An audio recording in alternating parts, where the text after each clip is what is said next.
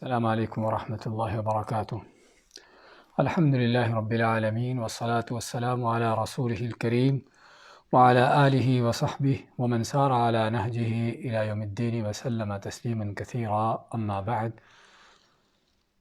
سورۃ بقرہ کی تفسیر چل رہی تھی، جس میں ہم نے کل آیت نمبر 18 سے 20 تک کی آیات لی تھیں،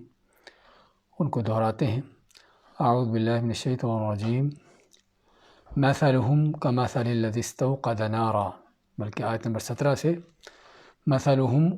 ان منافقوں کی مثال ہے، کمثل الذی استوقد نارا، کہ جیسے مثال ہے اس شخص کی جس نے آگ جلائی ہو، فلما اضاءت ما حولہ، فلما پس جب اضاءت اس روشن کر دیا اس آگ نے، ما حولہ جو اس کے آس پاس تھا، اس کا ماحول، ذہب اللہ بنورہم، اللہ لے گیا ان کی روشنی کو، وَتَرَكَهُمْ فِي ظُلُمَاتٍ، اور چھوڑ دیا ان کو اندھیروں میں، لا يُبْصِرُونَ جس میں وہ دیکھ نہیں پاتے۔ ہمیں بتایا تھا کہ یہ آیت اور اس کے بعد والی آیات جو ہیں، اس میں اللہ نے منافقوں کی مثالیں دی ہیں، اور منافق بھی چونکہ دو طرح کے ہم نے بیان کیے تھے کہ دو قسمیں ہیں منافقوں کی۔ ایک وہ منافق کہ جو دل سے کافر ہی ہیں، بلکہ کافروں سے بدتر ہیں، دین کے دشمن ہیں، صرف اسلام کا لبادہ اوڑھتے ہیں اور اسلام کا نام لیتے ہیں دھوکہ دینے کے لیے۔ تو اس آیت میں ان منافقوں کا ذکر ہے کہ وہ ان منافقوں کا حال کیا ہے۔ ایسے ہے کہ جس طرح کسی نے اندھیرے میں، کسی جنگل صحرا میں جہاں پر اندھیرا ہو چاروں طرف، اس نے آگ جلائی ہو، اور اس آگ کی وجہ سے اس کے آس پاس کا ماحول روشن ہو گیا، اور اس کو پتہ چل گیا کہ وہاں پر کیا کچھ ہے، اور لیکن منافق نے اس روشنی سے فائدہ نہ اٹھایا اور اپنی منافقت پر مصر رہا، تو آگ بجھنے کے بعد جو ہے، اب اس منافق کا جو وہاں پر حال ہے اندھیرے کے اندر، کہ جس کو کچھ پتہ نہیں کہ اس کے آس پاس کیا ہے، اس کے ساتھ کیا ہونے والا ہے۔ تو اس میں اس بات کا بیان کیا ہے کہ جب انسان حق سے روگردانی کرتا ہے اور حق بات کو چھوڑتا ہے، تو ایسے ہے جس طرح کہ نور روشنی اس کو حاصل ہوئی ہو، ملی ہو، لیکن اس نے اس سے آنکھیں بند کر لی ہوں اور اس کو قبول کرنے کے لیے تیار نہ ہوا ہو۔ تو اللہ تعالیٰ ان منافقوں کا حال بیان کرتا ہے کہ ان کا حال اس طرح سے ہے۔ تو اور ان کے آس پاس ماحول روشن ہونے کے بعد منافق کو پتہ چل گیا، اور ماحول روشن ہونے کا معنی کہ اسلام کا، ایمان کا، قرآن کو سن کر اس کو پتہ چل گیا کہ دنیا کے بعد آخرت میں کیا ہے، قبر ہے،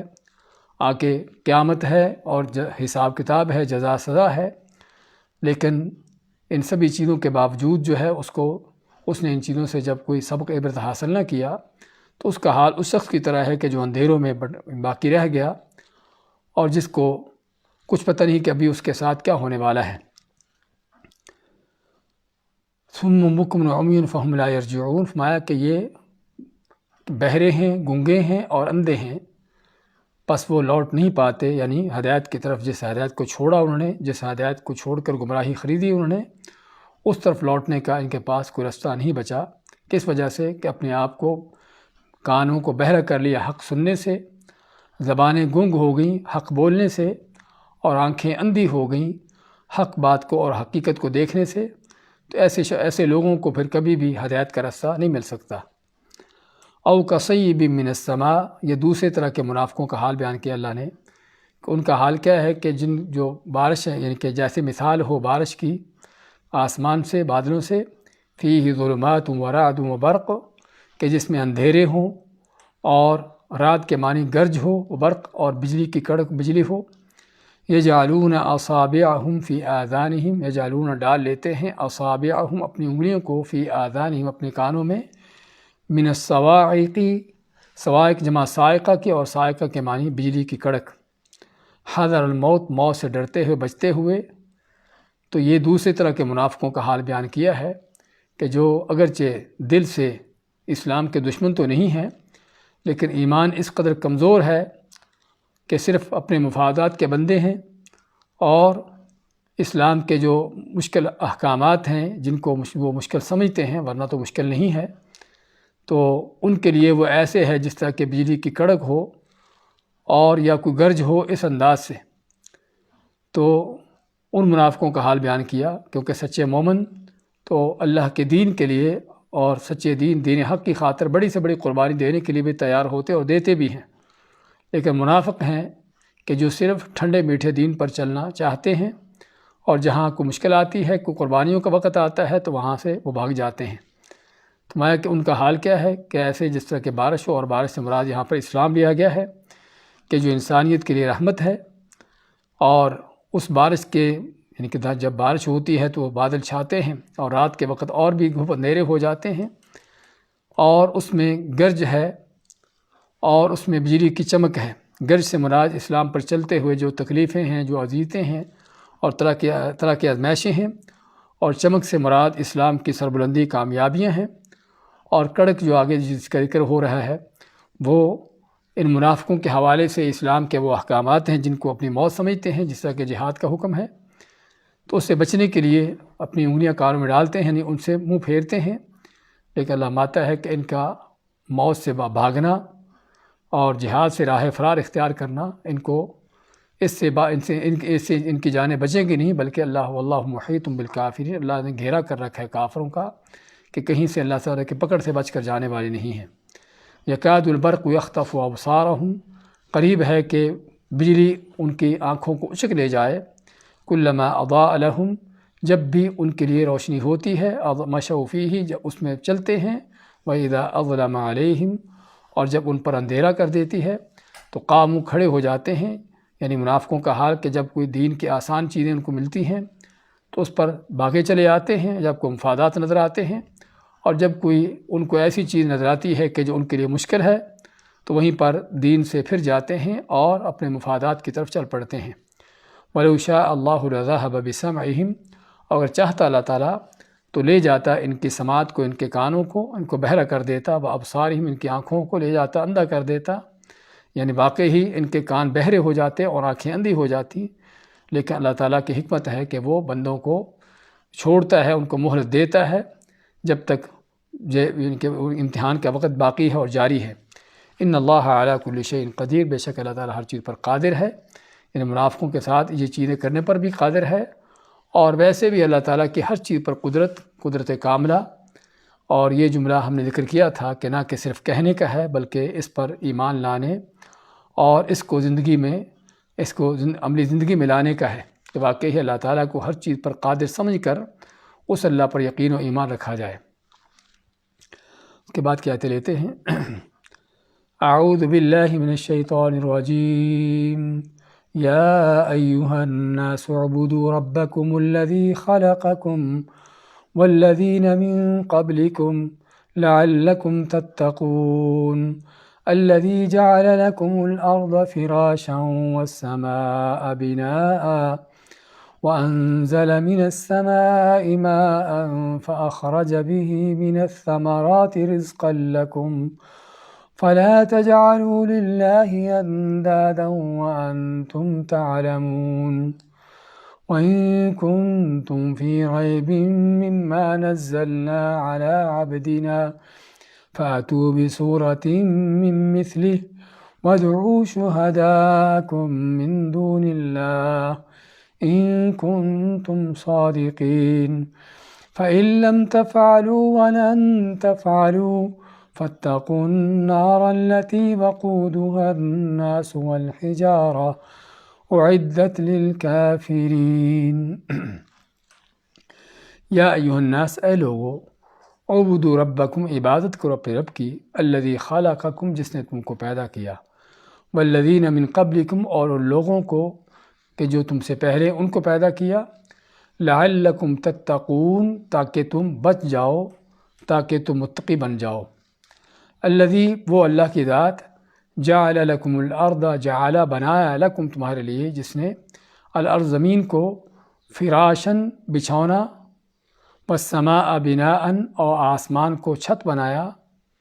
وانزل، اور نازل کیا، من السماء، آسمان سے یعنی بلندی سے، ماء، پانی، فاخرج به، پس نکالا اس پانی سے، من الثمرات، پھلوں میں سے، ثمرات جمع ثمرہ کی، پھلوں میں سے نکالے، پھل پیدا کیے، رزقا لکم، تمہاری روزی کے لیے، تمہاری روزی کے طور پر، فلا تجعلوا للہ اندادا، پس اگر یہ حقیقت ہے تو پھر نہیں، لا تجعلوا نہ بناؤ تم، للہ اللہ کے ساتھ، انداد جمع ند کی، اور ند کے معنی شریک، اللہ کے ساتھ شریک کھڑے نہ کرو، وانتم تعلمون، اور جب کہ تم جانتے بھی ہو، وان کنتم فی ریب، اور اگر تو ہو تم شک میں، ان کنتم اگر ہو تم فی ریب میں شک، مما نزلنا اس کے بارے میں، مما اس کے بارے میں، نزلنا جو ہم نے نازل کیا، علی عبدنا اپنے بندے پر، یعنی رسول کریم صلی اللہ علیہ وسلم پر، فأتوا بصورت من مثلہ، فأتوا پس پر لاؤ، بصورت کو ایک صورت، من مثلہ اس جیسی، وادعوا شہداءکم، اور بلا لو اپنے گواہوں کو، یعنی اپنے حمایتیوں کو، من دون اللہ جو اللہ کے سوا تم نے بنا رکھے ہیں، اپنے مشکل کو حاجت روا ان کو بلا لو، ان کنتم صادقین اگر ہو تم سچے، فإن لم تفعلوا پس اگر تم نہیں کر سکے، لم کا لفظ جو ہے یہ آتا ہے نفی کے لیے اور کسی چیز کو ماضی کا معنی دینے کے لیے، کہ اگر تم پہلے بھی نہیں کر سکے، لم تفعلوا تم نہیں کر سکے، ولن تفعلوا، اور لن کا لفظ جو ہے یہ بھی نفی کے لیے آتا ہے لیکن مستقبل کے نفی کے لیے، اور نہ ہی تم کر سکو گے، فاتقوا النار التي وقودها الناس والحجارہ، فاتقوا پس پھر ڈرو بچو، النار اس آگ سے، التي وقودها الناس والحجارہ کہ جس کا ایندھن جو ہے، التي جس کا وقود کہتے ہیں ایندھن کو، کوئی بھی چیز جس سے جلایا جاتا ہے، چاہے وہ لکڑی ہو یا کوئی پٹرول ہو یا کوئی بھی گیس وغیرہ، اس کو وقود کا نام دیا جاتا ہے، کہ جس آگ کا ایندھن ہے، الناس لوگ، والحجارہ اور پتھر، اعدت وہ تیار کی گئی ہے، للکافرین کافروں کے لیے۔ سورہ بقرہ کی آیت نمبر 21 سے 24 تک کی تلاوت اور ترجمہ پیش کیا گیا ہے۔ فرماتا اللہ تعالیٰ، یا ایھا الناس اعبدوا ربکم الذی خلقکم، اللہ نے سورت کے شروع سے لے کر پہلے تو 3 گروہوں کا ذکر کیا کہ جو زمین پر پائے جاتے ہیں، مومنوں کا متقین کا گروہ، اور ان کے مد مقابل کافروں کا گروہ، اور تیسرے جو ان دونوں کے درمیان ہیں، نہ وہ مومن ہیں اور نہ خالص ہو کر سچے طور پر صحیح معنوں میں کافروں کے ان کے ساتھ ہیں، منافقین کا، تو تینوں گروہوں کا، اور اس کے علاوہ کوئی چوتھا زمین پر رہنے والا نہیں ہے، تینوں ہی ہیں، یا کوئی سچا مومن ہوتا ہے، یا کوئی یعنی کہ کھلا کافر ہوتا ہے، اور یا کوئی کافروں جیسا منافق ہوتا ہے۔ تو ان تینوں گروہوں کا ذکر کرنے کے بعد اب اس کے بعد قرآن کا جو اصل مقصد ہے، کہ جو سب سے پہلے آیت میں ھدی للمتقین کا، اور اس سے پہلے سورۃ فاتحہ میں اہدنا الصراط المستقیم کا، کہ جو اصل مقصد ہے لوگوں کو سیدھا رستہ دکھانا، سیدھا رستہ بتانا، اب اللہ تعالیٰ اس سیدھا رستہ بتانے کے لیے اس کا یعنی کہ بات چیت شروع ہوتی ہے، اللہ کا کلام آتا ہے کہ سیدھا رستہ کیا ہے جو تم نے مانگا ہے، اہدنا الصراط المستقیم، فاتحہ میں ہدایت مانگی ہے، وہ ہدایت کہاں پر ہے اور کس طرح سے تم کو حاصل ہوگی۔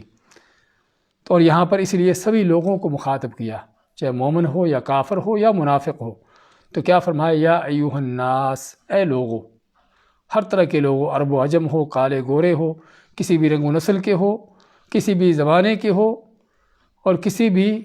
وقت میں آنے والے یا کسی بھی جگہ پہ رہنے والے ہو، سبھی کے سبھی لوگوں کو مخاطب کر کے کیا فرمایا، اعبدوا ربکم، عبادت کرو اپنے رب کی۔ اور عبادت کا لفظ جو ہے کس لیے استعمال ہوتا ہے، ہم پہلے بھی اس کا ذکر چکے ہیں سورہ فاتحہ کی تفسیر میں، کہ ہر وہ چیز جو اللہ تعالیٰ بندے سے چاہتا ہے، چاہے اس کے اقوال ہوں یا اس کے اعمال ہوں، وہ ظاہری اس کی چیزیں ہوں یا باطنی ہوں، کہ جو اللہ تعالیٰ بندے سے چاہتا ہے اور جن پر اللہ تعالیٰ خوش ہوتا ہے، یہ عبادت ہے۔ تو عبادت کرو کس کی، ربکم، اپنے رب کی، یہ نہیں فرمایا کہ صرف رب کی عبادت کرو، بلکہ ربکم، اپنے رب کی، اس بات کا احساس دلانے کے لیے کہ عبادت کا حقدار وہی ہے جو تمہارا رب ہے۔ اور رب کا لفظ بھی ہم سورۃ فاتحہ میں ذکر کر چکے ہیں کہ رب کا معنی کیا ہوتا ہے، کہ جو پیدا کرتا ہے، مارتا ہے، جو مربی ہے، تربیت کرتا ہے، ہر طرح کے زندگی کے وسائل مہیا کرتا ہے، معاملات کی چلاتا، ان کی تدبیر کرتا ہے، ہر چیز کا مالک ہے۔ یہ سارے معنی رب کے اندر آتے ہیں، کہ جو تمہارا حقیقی مربی ہے، حقیقی جو تمہارا مالک ہے اور جس نے تم کو پیدا کیا ہے، ہاں اس رب کی عبادت کرو جو تمہارا رب ہے۔ تو کم کا لفظ جو ہے ضمیر رب کے ساتھ ملانے کے اندر تنبیہ کی گئی انسان کو، کہ جس اللہ کی تم کو عبادت کا حکم دیا جا رہا ہے وہ کون ہے، تمہارا رب ہے، جس نے تم کو پیدا کیا ہے اور پیدا کرنے کے ساتھ ساتھ تمہاری ہر چیز کا مالک بھی وہ ہے، تمہاری ہر چیز وہ چلا رہا ہے، ہر چیز کو وہ تمہاری رہنمائی کر رہا ہے، اور ہر چیز تم کو نعمت دینے والا ہے۔ تمہارا کہ ربکم الذی خلقکم، اس رب کی عبادت کرو جس نے تم کو پیدا کیا۔ اللہ نے اپنا تعارف کروایا کہ اس رب کی عبادت کرو جس نے تم کو پیدا کیا، کیونکہ لوگوں کے رب اللہ کے سوا اور بھی تھے، لیکن سابقہ زمانوں کے مشرکوں کا اس میں کوئی اختلاف نہیں تھا کہ اگر کوئی خالق ہے کائنات میں تو صرف اللہ کی ذات ہے، چاہے وہ فرعون ہو، چاہے وہ ابو جہل ہو، چاہے ان سے پہلے یا ان کے بعد کوئی بھی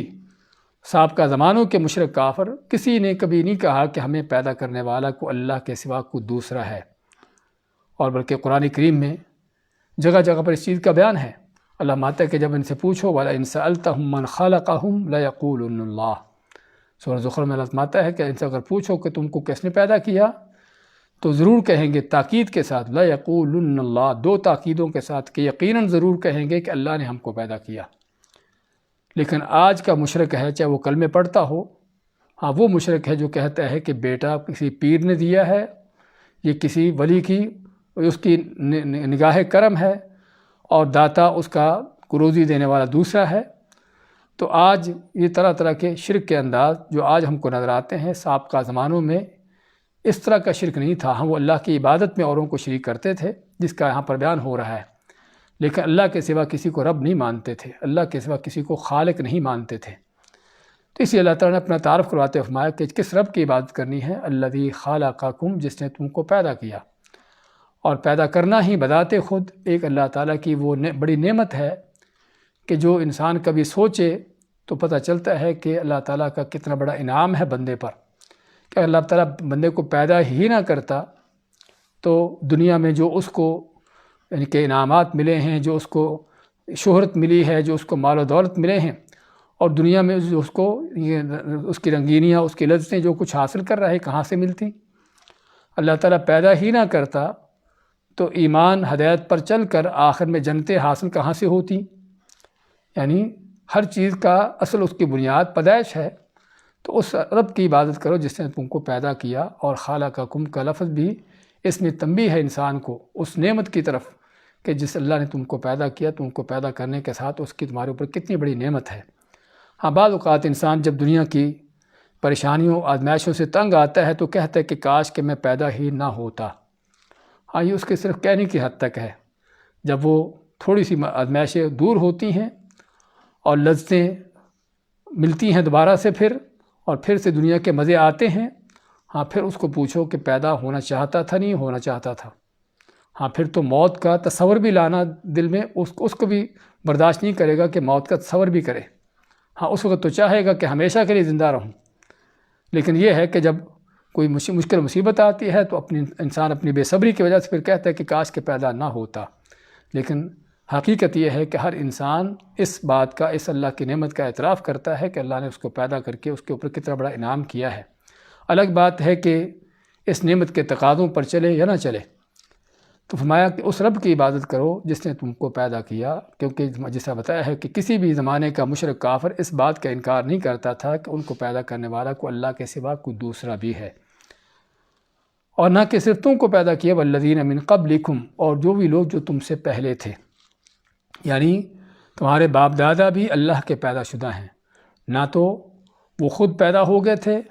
اور نہ تم کو تمہارے ماں باپ نے یا تمہارے باپ دادا نے پیدا کیا ہے۔ اور اللہ تعالیٰ نے قرآن کریم میں اس چیز کو جگہ جگہ ذکر کیا ہے۔ سورۃ طور میں اللہ تعالیٰ فرماتا ہے ام خلقوا من غیر شیء ام هم الخالقون ام خلقوا السماوات والارض بل لا یوقنون۔ فرماتا اللہ تعالیٰ کیا یہ ایسے ہی خود بخود پیدا ہو گئے، من غیر شیء، کسی کے بغیر پیدا کرنے کے ہی، ام هم الخالقون، یا خود ہی انہوں نے اپنے آپ کو پیدا کر لیا، ام خلقوا السماوات والارض، یا انہوں نے کوئی آسمان زمین کی کسی چیز کو پیدا کیا ہو۔ تو اللہ نے وہاں پر چیلنج کے انداز سے بیان کیا ہے کہ انسان دیکھے تو صحیح کہ اس کو پیدا کس نے کیا ہے۔ اور یہ اللہ تعالیٰ کے وجود کی بہت بڑی دلیل ہے۔ کسی عرابی سے، دیہاتی سے پوچھا گیا کہ اللہ کے موجود ہونے کی کیا دلیل ہے، تو کہتا سبحان اللہ، یہ کوئی سوال کرنے والا ہے؟ کہتا ہے ان الاثر يدل على المسیر، کہ اگر آدمی کہیں زمین پر پاؤں کے نشان دیکھتا ہے تو نشان کس بات کی دلیل ہیں؟ کہ یہاں سے کوئی چل کے گزرا ہے،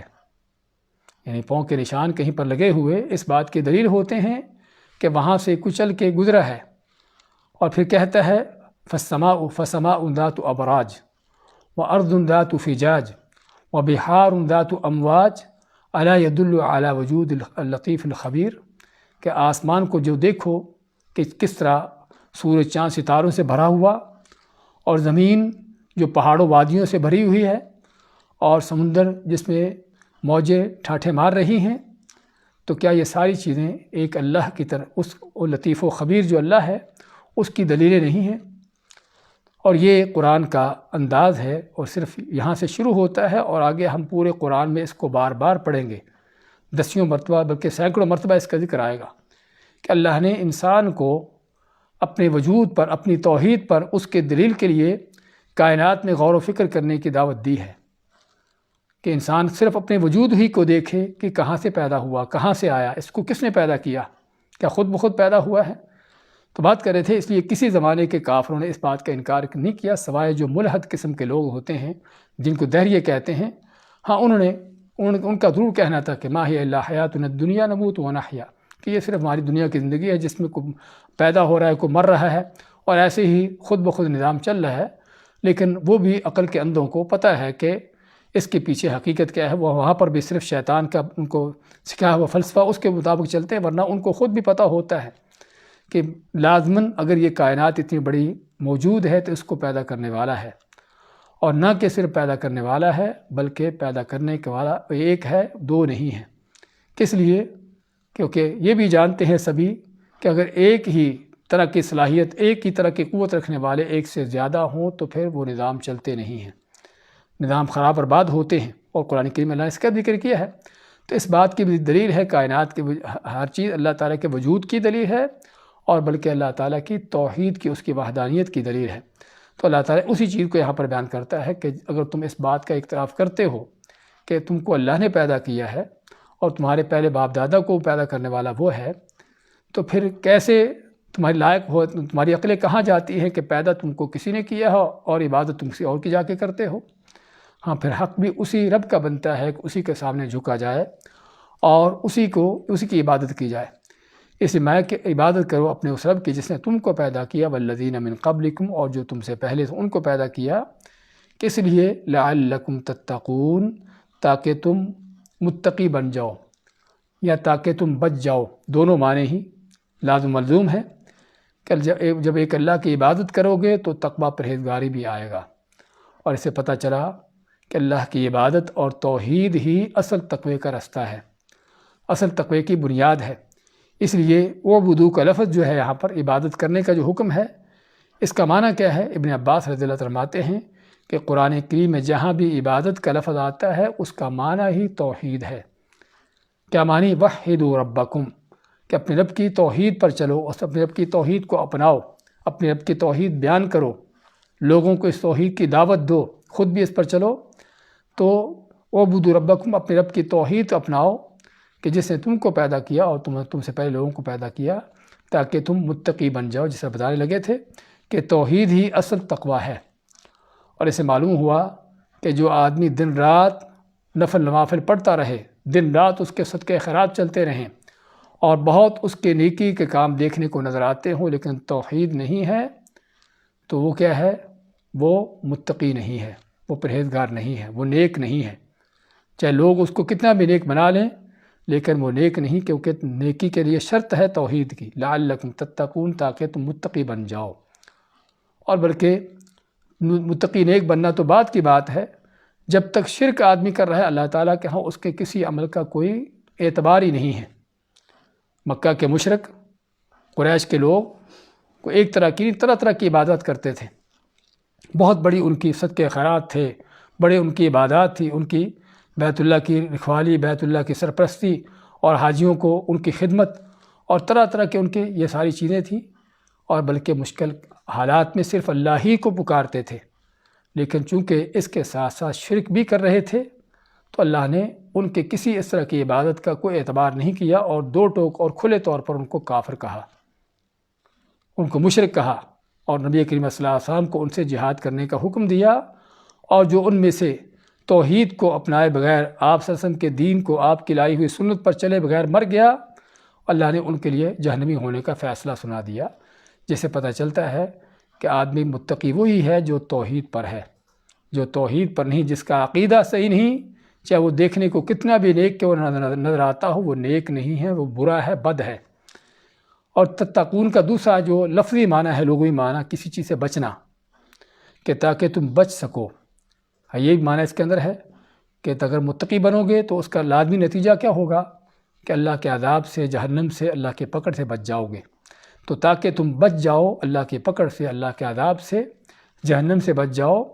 اس کے لیے تم کو متقی ہونا چاہیے۔ اور متقی کیسے ہوگے؟ جب تم ایک اللہ کی عبادت کرو گے، ایک اللہ کی توحید کو اپناؤ گے۔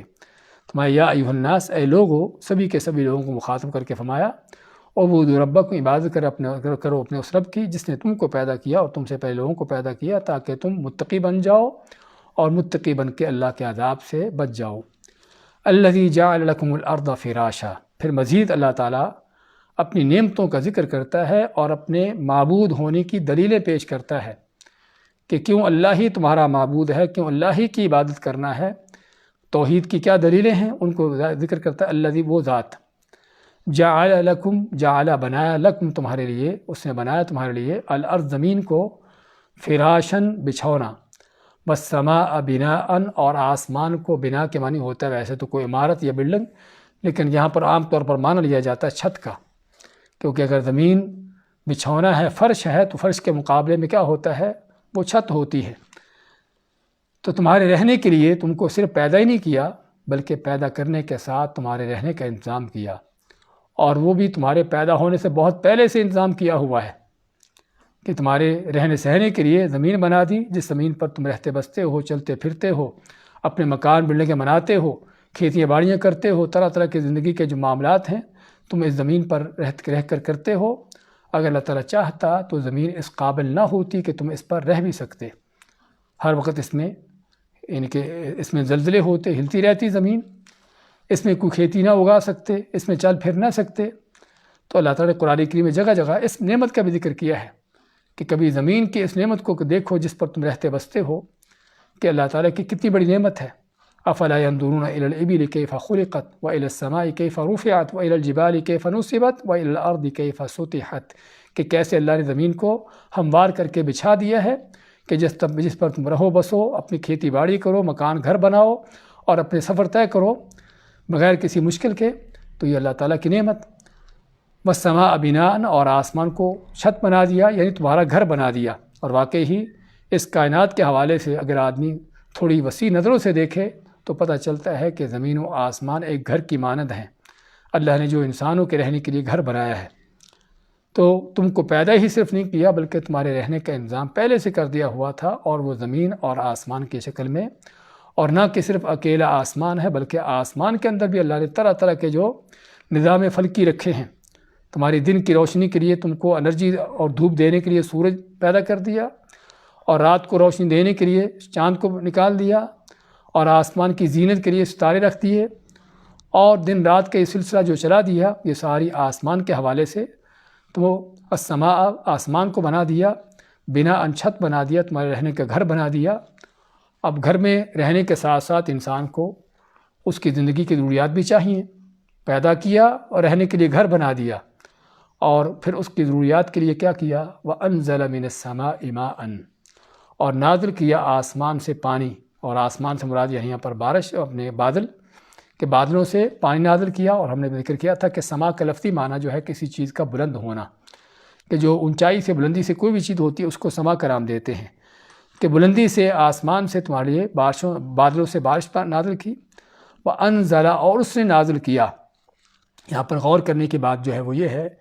کہ ہر بات کو، ہر چیز کو اللہ نے اپنی طرف منسوب کیا ہے۔ خالقکم، اس نے تم کو پیدا کیا،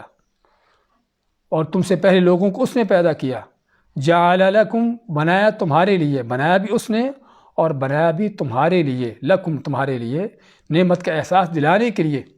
کیونکہ بعض اوقات آدمی کوئی چیز کرنے کو کرتا ہے لیکن کسی اور کے لیے کی ہوتی ہے اور فائدہ اس سے کوئی دوسرا بھی اٹھا لیتا ہے۔ تو جب چیز کسی اور کے لیے کی ہوتی ہے، فائدہ کو دوسرا اٹھا لیتا ہے، تو اس کا معنی کہ دوسرے کے لیے وہ نہیں کی گئی، لیکن اس نے فائدہ اٹھا لیا کہ اس کے اوپر کوئی بڑی نعمت نہیں ہے۔ لیکن جب کوئی چیز خاص کسی کے لیے کی جاتی ہے، جعل لکم، پیدا کیا تمہارے لیے، بنایا تمہارے لیے، احساس دلانے کے لیے کہ اللہ نے یہ چیزیں نہ فرشتوں کے لیے بنائی ہیں نہ کوئی اور مخلوق کے لیے، بلکہ اے انسان و جنوں تمہارے لیے بنائی ہیں۔ اور وَأَنزَلَ، اور اس نے نازل کیا، اس نے بارشیں نازل کیں۔ تمہارا کوئی بڑا چھوٹا، کوئی کرنی دھرنی والا نہیں کرتا تھا، بلکہ اللہ تعالیٰ بارشیں نازل کرتا ہے۔ اور واقعی ہم دیکھتے ہیں کہ جب اللہ تعالیٰ بارش نازل کرتا ہے تو ہوتی ہیں، اور جب اللہ تعالیٰ روک دیتا ہے تو لوگ طرح طرح کے اپنے ہتھ کنڈے اور اپنے ہیلے بہانے کرنے کے باوجود بھی وہ بارش نہیں لا سکتے، قحط سالی ہوتی ہے اور بھوکوں مرتے ہیں۔ تو اس میں بیان کیا کہ اللہ ہی ہے جو بارشیں نازل کر رہا ہے تم پر۔ انزل من السماء ماء، نازل کیا آسمان سے پانی، فاخرج به من الثمرات رزقا لکم، پھر اس نازل ہونے والے پانی بارش سے کیا کیا؟ اخرجا، نکالا، بھی اس سے، من الثمرات، پھل نکالے، رزق لکم، تمہاری روزی کے لیے۔ گھر تو بنا دیا رہنے کے لیے، اب گھر میں رہتے ہوئے انسانی ضروریات کو پورا کرنے کے لیے کیا کیا؟ بارش کا نظام رکھا اللہ نے کہ جس بارش کا پانی لوگ پیتے بھی ہیں، اس بارش سے کھیتیاں اگتی ہیں، چشموں میں جاتا ہے، اور سال بھر انسان اس پانی کو استعمال کرتا رہتا ہے۔ بارشیں اگرچہ نہ بھی ہوں، لیکن نہ ہونے کے باوجود بھی مہینوں تک جو ہے وہ پانی لوگوں کے استعمال میں آتا رہتا ہے۔ اور پھر اس پانی کا سب سے بڑا کام کیا ہے؟ کھیتیوں کا اگانا۔ فاخرج به من الثمرات، پس نکالے اس پانی سے، اگائے پھلوں میں سے، پھل نکالے، رزق لکم، تمہاری روزی کے لیے۔ اور یہاں پر بھی خود اللہ نے فرمایا کہ میں نے نکالے ہیں، اس نے نکالے ہیں۔ اگر وہ نہ نکالتا، بارشیں ہونے کو ہوتی ہیں، بیج بھی پڑے ہوتے ہیں زمین میں، لیکن اللہ تعالیٰ نہیں چاہتا تو بیج نہیں اگ پاتا۔ وہ بیج بجائے ضائع ہونے کے اور کچھ اس کے ساتھ کچھ نہیں ہوتا، سوائے ضائع ہونے کے اور کچھ نہیں ہوتا۔ تو کہنے کا مقصد کہ اللہ تعالیٰ ہی ہے جو بارشیں برسا کر اس بیج کو جو زمین میں پڑے ہوتے ہیں، اور بعض اوقات کئی سال کے پڑے ہوتے ہیں، اللہ ان بیجوں کو اگاتا اور زمین کو لہلہاتی کھیتیوں میں بدل دیتا ہے۔ تو وہ اللہ ہے کہ جو تمہاری سارا اس روزی کا انتظام کیے ہوئے ہے۔ رزق لکم، تمہاری روزی کا انتظام کیا، تو پیدا بھی کر دیا، پیدا کرنے کے ساتھ گھر بھی بنا دیا، پہلے سے بلکہ بنایا ہوا، اور پھر گھر میں رہنے کے لیے کھانے پینے کا اور روزی کے انتظامات بھی کر دیے۔ اور روزی سے مراد صرف کھانا پینا نہیں، بلکہ انسان کی جو بھی ضروریات ہیں، کیونکہ زمین سے ہر طرح کی انسان کو ضروریات مہیا ہو رہی ہیں۔ تو تمہاری روزی کے لیے، تمہاری زندگی کے وسائل کے لیے، تمہاری معیشت کے لیے، تمہاری اس طرح کی ہر چیز کو پیدا کر دیا۔ ان آیتوں پر تھوڑا سا انسان کبھی غور کر لے تو اس کے بعد پھر گنجائش رہتی ہے کہ آدمی اس اللہ سے بغاوت کرے، اس رب سے سرکشی کرے، اس رب کو چھوڑ کر کسی اور کے سامنے جھکے۔ اس لیے آگے کیا فرمایا؟ فَلَا تَجْعَلُوا لِلَّهِ أَنْدَادًا وَأَنْتُمْ تَعْلَمُونَ، جب تم کو پتہ چل گیا ہے کہ خالق اللہ ہے اور ہر چیز اس نے تم کو بنا کر دی ہے، گھر اس نے بنا کر دیا ہے، اس گھر میں ہر طرح کی ضروریات اس نے تم کو مہیا کی ہیں، فَلَا تَجْعَلُوا لِلَّهِ، پس نہ تم بناؤ پھر اللہ کے مقابلے میں اندادن، انداد جمع ند کی، اور ند کے معنی کیا ہوتا ہے؟ ند کا جس کا ہم لفظ کرتے معنی کرتے ہیں شریک، لیکن شریک وہ عام شریک نہیں ہے، وہ ایسا شریک ہے جس کو ہمارے ہاں شریکہ کا نام دیا جاتا ہے۔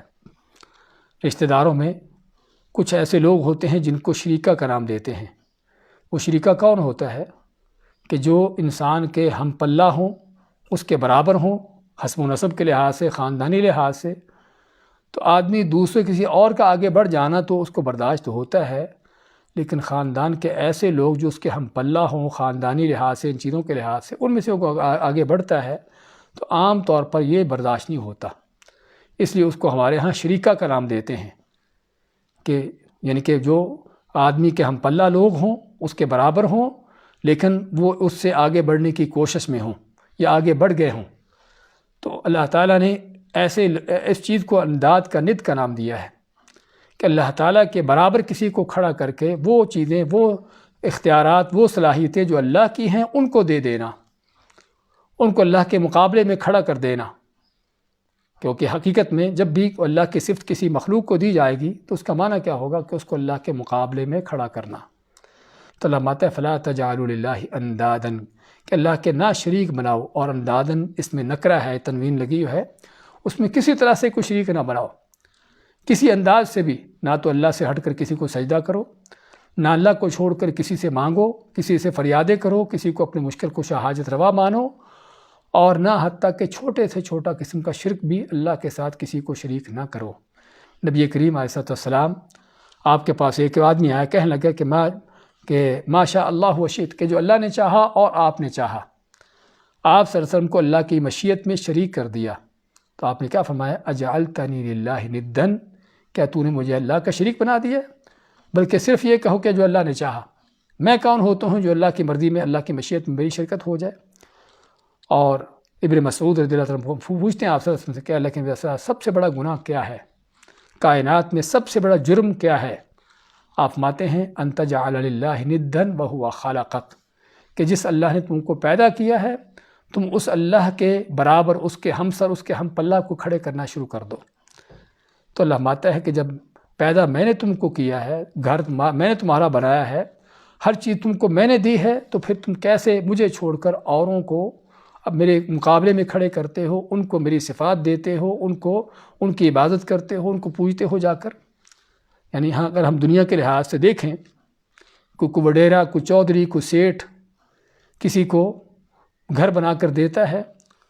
اس گھر میں اس کے لیے زندگی کے ہر طرح کی ضروریات اس کو مہیا کر دیتا ہے،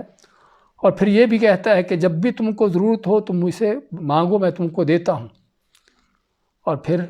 وہ شخص جس کو گھر بنا کر دیا ہے، جس کو سیٹھ نے ہر طرح کی نعمت دی ہے، وہ سیٹھ کی تعریفیں کرنے کے بجائے، اس کی بات کرنے کے بجائے اس کے مراسیوں کی، اس کے نوکروں کی جا کے ان کا شکریہ ادا کرتا ہے کہ آپ لوگوں کا بڑا کرم ہے۔ اور سیٹھ کے سامنے کھڑے ہو کر سیٹھ دیکھ رہا ہے کہ اس کے مراسی کی تعریف کی جا رہی، سیٹھ کی نہیں کی جا رہی۔ چودھری دیکھ رہا ہے کہ چودھری کے مراسی کی تعریفیں ہو رہی ہیں،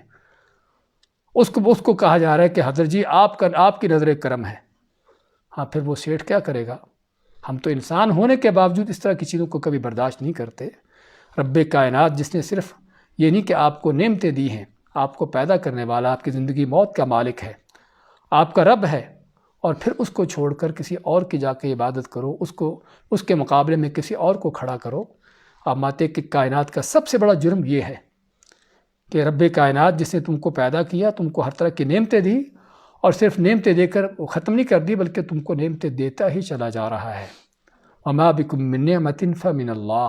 کہ جو بھی تمہارے پاس نعمتیں ہیں سبھی اللہ کی طرف سے تم کو مل رہی ہیں۔ لیکن پھر بھی انسان اس اللہ کو چھوڑ کر کسی اور کو سمجھے کہ اس سے مل رہی ہیں، اس کا فضل ہے، یہ دیتا ہے، ہاں تو یہ وہ شرک ہے کہ جس کو اللہ نے معاف نہ کرنے کا فیصلہ کیا ہے۔ یہ وہ مشرک ہے کہ جس کے لیے اللہ نے جنت کو حرام کیا ہے، اور ہمیشہ کی اس کی سزا جو ہے وہ جہنم رکھی ہے۔ ضرورت ہے ہمیں قرآن کی ان آیتوں کو پڑھتے ہوئے عقیدہ توحید کو سمجھنے کی۔ جو بعد ہمارے گمراہ کن کہتے ہیں کہ قرآن میں توحید ہی نہیں، کہیں پر توحید کا لفظ ہی کہیں نہیں آیا۔ ابن عباس ماتے کہ جہاں بھی عبادت کا حکم آیا، عبادت کا لفظ آیا، اس کا معنی ہی توحید ہے۔ ہاں اگر ان کو سمجھ نہیں آئی تو کم از کم صحابہ سے پوچھ لیں کہ جن کو قرآن کی سمجھ آتی تھی انہوں نے اس کو کیسے سمجھا تھا۔ تو خیر بات کر رہے تھے کہ اللہ تعالیٰ نے اس آیت میں توحید کا عقلی طور پر، عقل کے یعنی کہ انداز سے اس کو کھلے انداز سے بیان کیا کہ جو تمہارا خالق ہے، جو تم کو ہر طرح کی نعمتیں دینے والا ہے، حق بھی پھر اسی کا ہے کہ اس کی عبادت کی جائے۔ ہمارے یہاں کہتے ہیں کہ جس کا کھاتے ہیں اسی کا گاتے ہیں، کھائیں تو اس کا اور عبادتیں گائیں کسی اور کا۔ یہاں یہ وہ نمک حرامی ہے کہ جس کو ہم لوگ بھی برداشت نہیں کرتے، چاہے جائے کہ کائنات کا رب جو ہے وہ اس کو برداشت کرے۔ وَإِن كُنتُمْ فِي رَيْبٍ مِّمَّا نَزَّلْنَا عَلَىٰ عَبْدِنَا، اور اگر تم کسی شک میں ہو، ہاں سورۃ کے شروع میں فرمایا تھا نا کہ لا ریب فیہ، قرآن میں کوئی شک نہیں ہے، پھر بھی کچھ لوگ ہوتے ہیں، پائے گئے ہیں اور پائے جاتے ہیں کہ جو قرآن میں شک کرنے والے۔ تو اگر تم کو شک ہے اس بارے میں، قرآن کے بارے میں، کہ اللہ کی طرف سے نہیں ہوگا، یہ قرآن سچا نہیں ہوگا، یہ صحیح نہیں ہے، اللہ ماتا چیلنج کرتے ہوئے وَإِن كُنتُمْ فِي رَيْبٍ، اگر تم کو کسی شک میں ہو، مِمَّا نَزَّلْنَا، اس کے بارے میں جو ہم نے نازل کیا۔ اور یہاں پر بھی ہم نے نازل کیا، اللہ نے قرآن کی صداقت، حقانیت بیان کرتے ہوئے کہ کسی اور کی طرف سے نہیں آیا۔ کافروں کے کہنے کے مطابق کسی جن شیطان نے آپ کو نہیں سکھایا، آپ کہیں سے قصے کہانیاں اٹھا کر نہیں لے آئے جو لوگوں کو پڑھا کر سنا رہے ہیں، بلکہ اللہ فرماتا ہے کہ ہم نے اس کو نازل کیا علی عبدنا، اپنے بندے پر، اور بندے سے مراد یعنی رسول کریم علیہ السلام، کیونکہ آپ کا اللہ کے ہاں سب سے بڑا مقام کیا ہے؟ وہ بندہ ہونے کا، اور کسی بھی انسان کی بلکہ اللہ تعالیٰ کے ہاں سب سے بڑی اس کی جو عزت افزائی ہے کہ اللہ تعالیٰ کسی کو اپنا بندہ کہہ دے۔ اور یہاں پر عبدینا خاص طور پر آپ صلی اللہ علیہ وسلم کو اللہ نے اپنی طرف منسوب کر کے آپ کا عزت اور مقام بیان کیا کہ وہ کوئی عام آدمی نہیں بلکہ ہمارا خاص بندہ ہے، ہمارا خاص رسول ہے، اور رسولوں کا بھی بلکہ سردار ہے۔ فرمایا کہ جو ہمیں نازل کیا اپنے بندے پر، اگر تم کو اس قرآن میں شک ہے کہ اللہ کی طرف سے نہیں ہوگا، سچا نہیں ہوگا، صحیح نہیں ہوگا، فَأْتُوا بِسُورَةٍ مِّن مِّثْلِهِ، تو پھر تم کو اس جیسی ایک صورت لے آؤ۔ فَأْتُوا بِسُورَةٍ، کوئی ایک صورت، مِّن مِّثْلِهِ، اس جیسی، اور جیسی ایک صورت مراد چاہے وہ سورۃ الکوثر بھی کیوں نہ ہو کہ جو قرآن کی سب سے چھوٹی صورت ہے۔ یعنی ایک صورت کا چیلنج کیا نا کہ ایک چھوٹی سی صورت، سورۃ کوثر جیسی یا سورۃ اخلاص جیسی یا سورۃ النصر جیسی یا سورۃ العصر جیسی، کہ چھوٹی سی چھوٹی جو صورتیں ہیں اس جیسی کوئی صورت لے آؤ۔ فَأْتُوا بِسُورَةٍ مِّن مِّثْلِهِ، پس لے آؤ کوئی صورت اس جیسی کوئی ایک،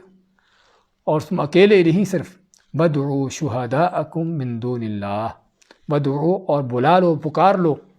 اس کام کے لیے، قرآن کے مقابلے میں کوئی صورت گھڑنے کے لیے، قرآن جیسی کوئی صورت بنانے کے لیے، صرف تم اکیلے ہی نہ رہو بلکہ جو تمہارے بڑے چھوٹے ہیں، کرنی دھرنی والے ہیں، شہداء جمع شاہد کے، اور شہداء سے مراد یہاں پر جو عموماً علماء نے اس کا معنی کیا ہے جو تمہارے حمایتی ہیں، جن کو تم اپنے مشکل کشا حاجت روا مانتے ہو، ان کو بھی اپنے ساتھ بلا لو، ان کو بھی ملا لو۔ اور دوسری آیتوں میں بلکہ جنوں کو بھی، تم صرف اکیلے انسان نہیں بلکہ جن بھی سارے اکٹھے ہو جائیں، تو ساری مخلوقات مل کر بھی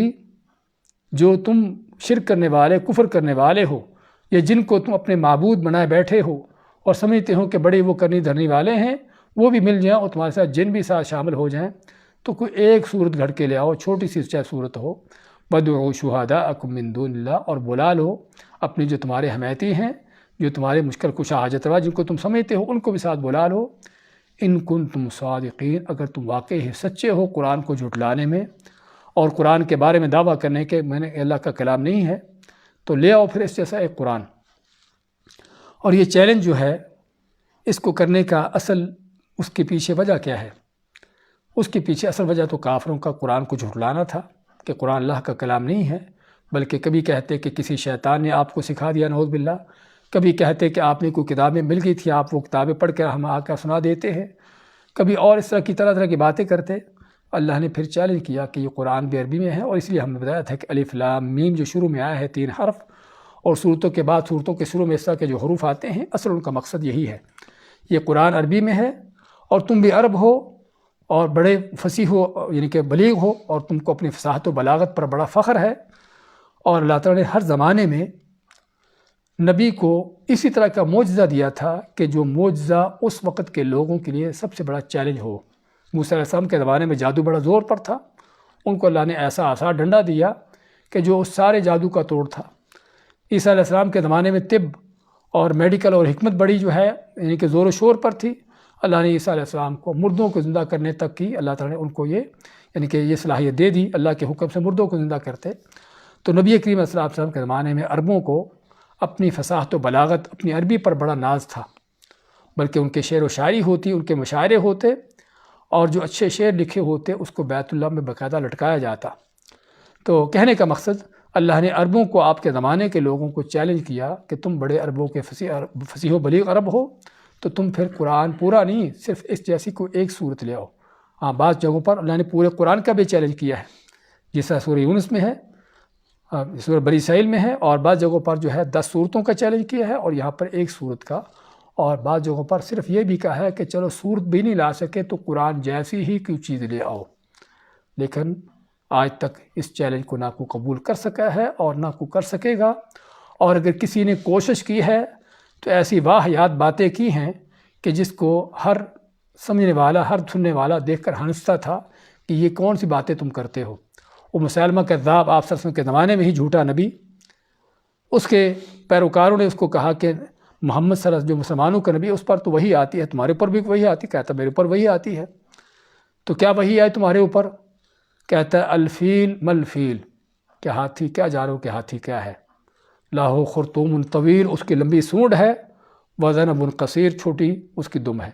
یہ کوئی عقل کی بات ہے؟ کوئی انسان اس طرح کی بات کرتا ہے؟ تو کہنے کا مقصد کہ اگر کسی نے اس طرح کے مقابلہ کرنے کی کوشش بھی کی ہے تو ایسی بیہودہ اس کی کوشش کے لوگ ہی اس پر ہنسے رہے۔ تو اللہ تعالیٰ کے یہ چیلنج قیامت تک جاری ہے، نہ کوئی اس پر چل سکا ہے اور نہ کوئی کر سکے گا اور نہ کرا ہے، کیا اس نے، اس لیے مایا اللہ تعالیٰ نے فَإِن لَمْ تَفْعَلُوا، پس اگر تم نہیں کر سکے، آج تک اس چیلنج کو قبول نہیں کر سکے، قرآن کے مقابلے میں چھوٹی سے چھوٹی صورت لانے سے بھی عاجز رہے ہو، وَلَن تَفْعَلُوا، اور نہ ہی قیامت تک کر سکو گے، کبھی نہ کر سکو گے، فَاتَّقُوا النَّارَ الَّتِي وَقُودُهَا النَّاسُ وَالْحِجَارَةُ، تو پھر ڈر جو اس آگ سے جس کا ایندھن لوگ اور پتھر ہیں۔ کیا مطلب کہ اس قرآن پر ایمان لاؤ، اس قرآن کو اپنے عمل میں لاؤ، اس قرآن سے ہدایت حاصل کرو، اس کو مشعل راہ بنا کر اس کے پیچھے چلو، نہ کہ اس کو جھٹلاؤ، نہ اس کی تعویلیں کرو، کیونکہ بات صرف جھٹلانے کی نہیں ہے، بات ان کی بھی ہے جو قرآن کی تعویلیں کر کے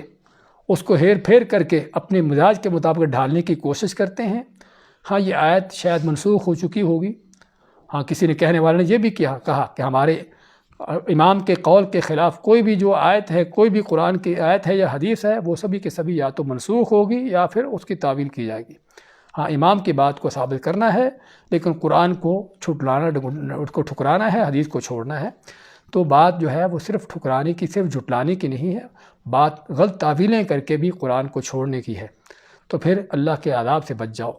فاتقوا النار، اس کا معنی صاف کیا ہے کہ اگر تم قرآن پر نہیں چلتے، اس سے ہدایت حاصل نہیں کرتے، اس کو اپنا نمونہ اور اس کو اپنا رہبر نہیں بناتے، تو پھر وہ آگ ہے تمہارے انتظار میں، کہ جس آگ کا ایندھن کیا ہے، التی وقودها الناس والحجارہ، کہ جس کا ایندھن جو ہے لوگ اور پتھر ہے۔ عام طور پر آگ، اس میں اگر کوئی تر چیز ڈالی جائے تو اور بجھ جاتی ہے، پتھر مٹی سے بھی آگ بجھتی ہے، لیکن جہنم کی آگ اس کی کیفیت ہی اور ہے، اس کے اندر بلکہ درخت بھی ہوں گے، جو جہنم کے درخت ہیں، جہنمیوں کو کھانے کے لیے ملیں گے، شجرۃ الزقوم جیسے، اور جہنمی اس میں ڈلیں گے تو آگ اور بڑھکے گی اور اس میں جوش پیدا ہوگا۔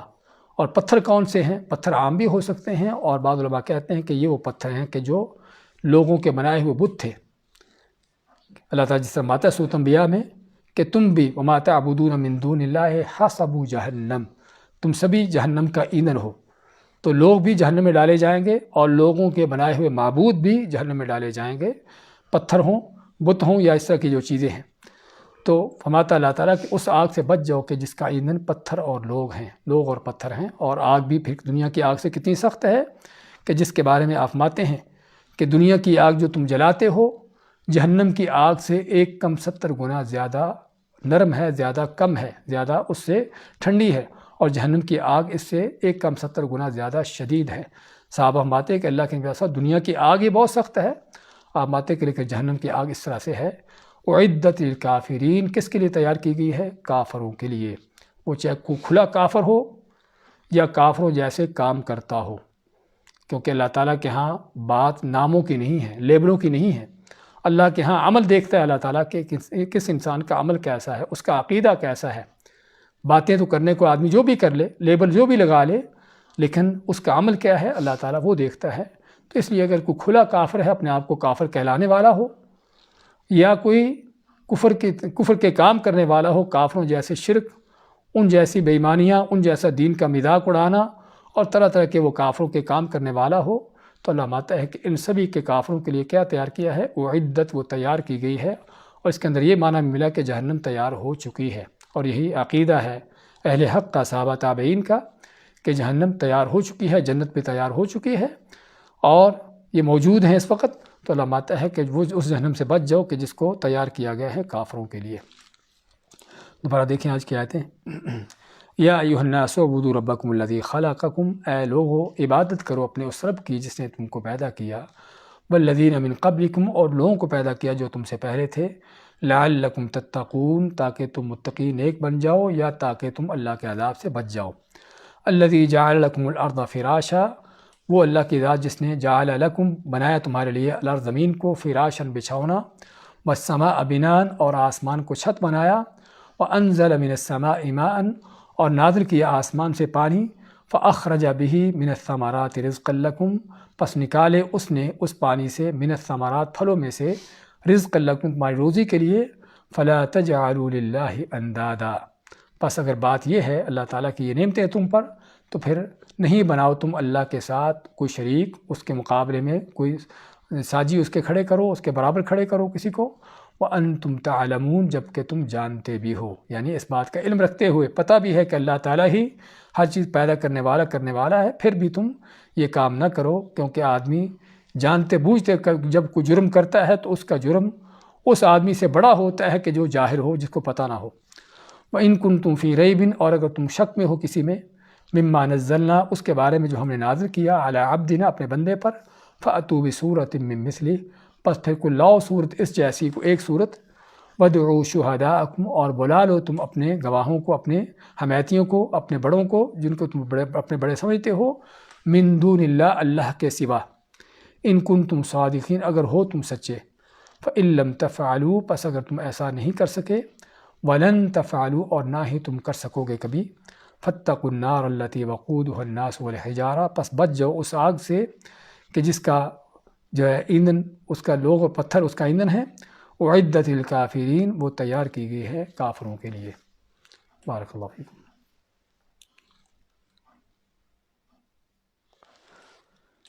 استغفر اللہ۔